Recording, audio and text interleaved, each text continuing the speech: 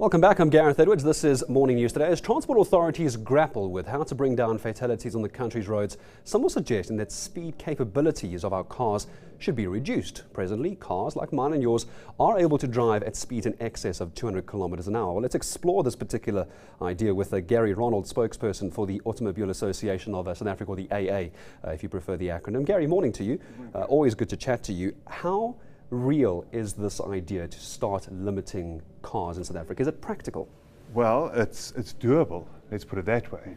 Whether or not it's a practical thing, I'm not too sure whether that in fact will find favour with the consumer. What if the consumer, if they wanted to use a car that can drive in excess of 140 kilometers an hour, you're breaking the law of the roads already? Correct. No, absolutely. I mean, but it is true that the whole marketing behind the industry looks at performance, looks at economy, looks at cost. So and of course safety is crucial for most of the manufacturers anyway. But of course we need to know how safe cars are at the speeds that they are capable of doing. And quite honestly, the issue here is the nut behind the wheel more than the actual tool that is used to actually drive with. I put this question to Ashraf Ismail from the RTMC as well. With the road death figures that we've seen, they say 10 less than the year before. It's insignificant. There's still far too many people being killed. Absolutely. Is it time, do you think, as the AA, that, and I don't want to use the term nanny state, but more control is taken away from drivers as far as speed is concerned and given to authorities to be able to limit cars?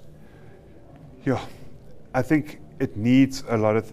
I think the thing to change our stats and see how many people die on our roads, we need to halve that at least. You know, we were talking about drawing a line in the sand. This needs to be a line in concrete.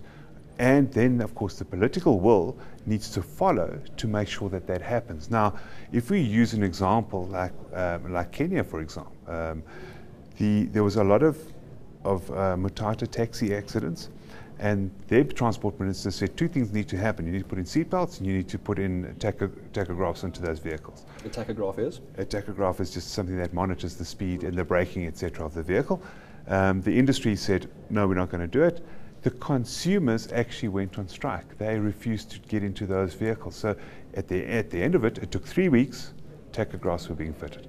So the political will needs to be behind that, and people, the consumer, I think we need to understand exactly the position of why we're doing this. Whether or not that's going to go down easily or not, I think it will be a bitter pill. I think there'd be a lot of resistance to it. But certainly, if you're going to limit the speeds of vehicles, you would need to do it from a point of view of safety, but without compromising acceleration for overtaking. Correct. And these sort of things. So, well, yeah. And that's what we need to highlight as well. The speed limit of 120 isn't a random number that the government and associations have pulled out of a hat. There's research behind that speed limit as well, is there not? Well, quite honestly, it was pulled out of a hat many, many years ago.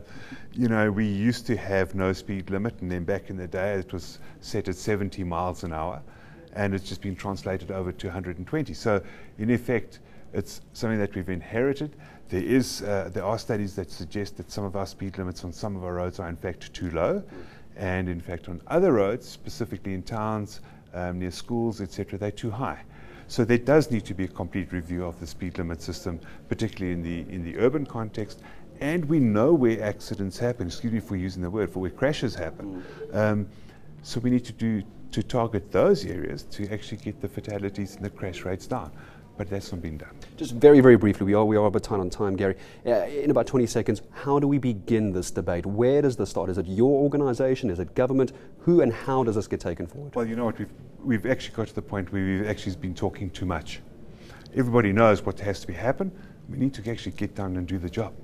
So we look to government to take the lead. The NGOs will follow, and we'll put in our 5 cents piece when it's needed. Gary, always a pleasure talking to you. Thank you very much for coming in. Gary Ronald, spokesperson for the AA of South Africa.